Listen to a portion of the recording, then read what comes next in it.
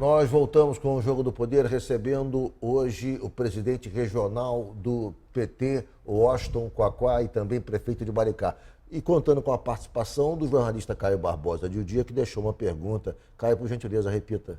Queria saber do Quaquá como expandir esse modelo de gestão que ele adotou em Maricá, que teve tanto sucesso agora com a eleição do Fabiano Horta, para o restante do Estado, nesse processo de reconstrução do PT e da esquerda fluminense.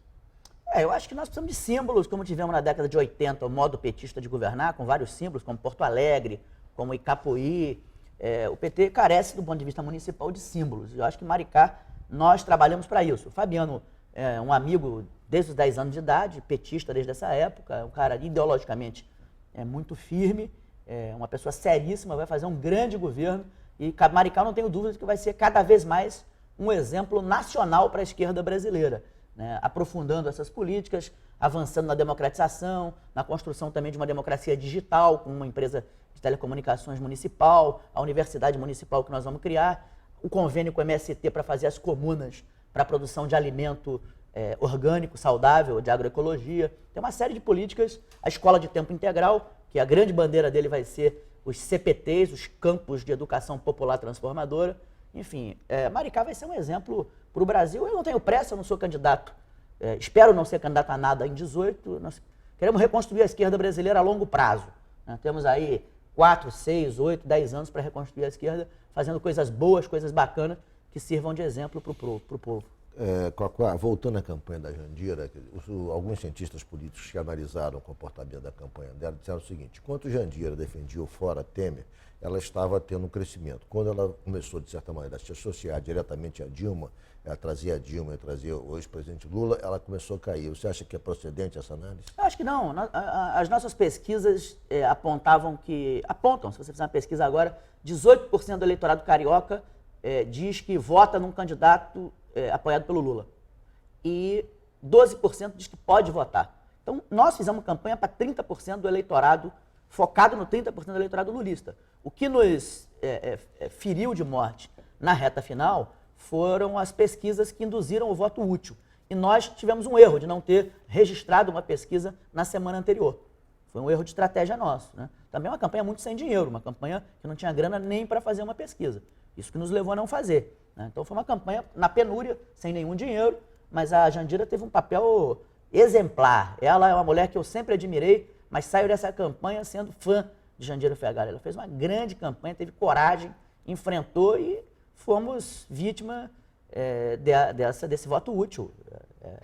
Paciência. E que avaliação você faz do governo Eduardo Paes, do qual vocês foram parceiros durante 8 anos, sobretudo nessa reta final, onde acabou indo cada um para um lado? Nós pagamos um pedágio na aliança com o PMDB aqui para sustentar o governo Lula. O governo do Eduardo Paes, no que pese ter tido realizações importantes na cidade, o governo do Eduardo Paes é um governo de centro conservador, numa aliança que fez conosco, porque o Lula estava na presidência da República. À medida em que ele e Pedro Paulo traem a Dilma e votam pelo impeachment, por oportunismo eleitoral, a vida é o seguinte: é melhor ser derrotado coerente, porque a política tem caminho, e o caminho é longo, do que tentar uma vitória através de atalhos de demagogia e de traição. Eles pagaram por muita coisa, inclusive pela traição ao Lula e da Dilma. Você acredita, Quaquá, que tenha havido um voto aqui no Rio de Janeiro, acima de tudo, um voto anti-PMDB? Porque as candidaturas que foram para o segundo turno são candidaturas mais desvinculadas do PMDB. O próprio Crivella teve um relacionamento, apoiou, mas não teve participação no governo, e o Freixo muito menos. Todos os outros tiveram participação no governo, inclusive Jandira foi secretária de Cultura do prefeito Eduardo Paes. Ou seja, isso trouxe para essas candidaturas uma certa contradição, porque, de certa maneira, todos participaram do governo em algum momento. Eu acho que, na verdade, o que houve foi a vitória da antipolítica. Você teve voto nulo branco, já vem crescendo, mas nessa foi substancial. Em Maricá, inclusive, foi menos, 10% menos que a média nacional. Mas você teve uma abstenção muito grande, um voto nulo e branco muito grande, maior do que o primeiro colocado. Então, o que venceu no Brasil hoje foi a antipolítica, fruto de um trabalho muito bem feito pela Rede Globo, pela Lava Jato, pela burguesia brasileira, de descrédito da política, para tentar desacreditar a política. Fora da arena política, o que sobra é o quê? Sobra o autoritarismo. É o que a burguesia brasileira quer para o Brasil.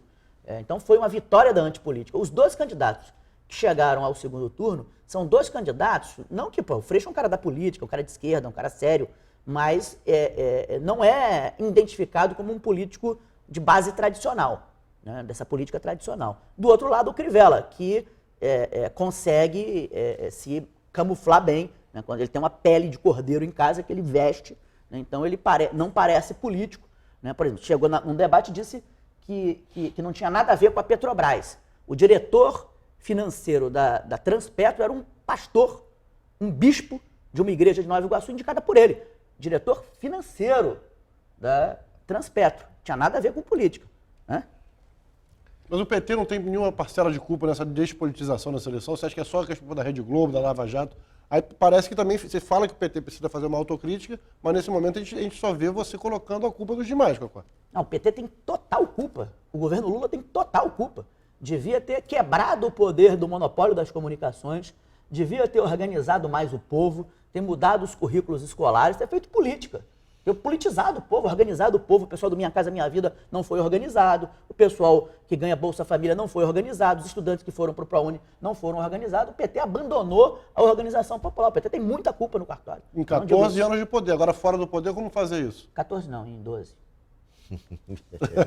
É melhor fazer, 12 para 13. É melhor fazer agora do que não deixar de fazer. Precisa voltar a ser um partido de esquerda, um partido que organiza o povo, né? Ser, como dizia o Gramsci, um intelectual coletivo que organiza as pessoas. Precisa voltar a fazer isso. Mas esse dano que as esquerdas tiveram, quer dizer, em grande medida é debitado na conta do PT. Na verdade, as esquerdas nas eleições municipais agora tiveram um desempenho muito baixo, de maneira geral. O PSDB foi um partido que fez uma quantidade enorme de prefeitos, o PMDB também fez uma quantidade enorme de prefeitos, ou seja, esses polos de oposição, principalmente o PSDB, que avançou muito, se fortaleceram nessa campanha municipal. E a esquerda, de maneira geral, sofreu um revés, quer dizer, isso que tipo de ensinamento traz ao PT, quer dizer, o fato não só o PT ter sofrido um revés, porque não houve crescimento de nenhuma outra força de esquerda de maneira expressiva, à exceção do PSOL, que teve uma votação razoável e expressiva no Rio.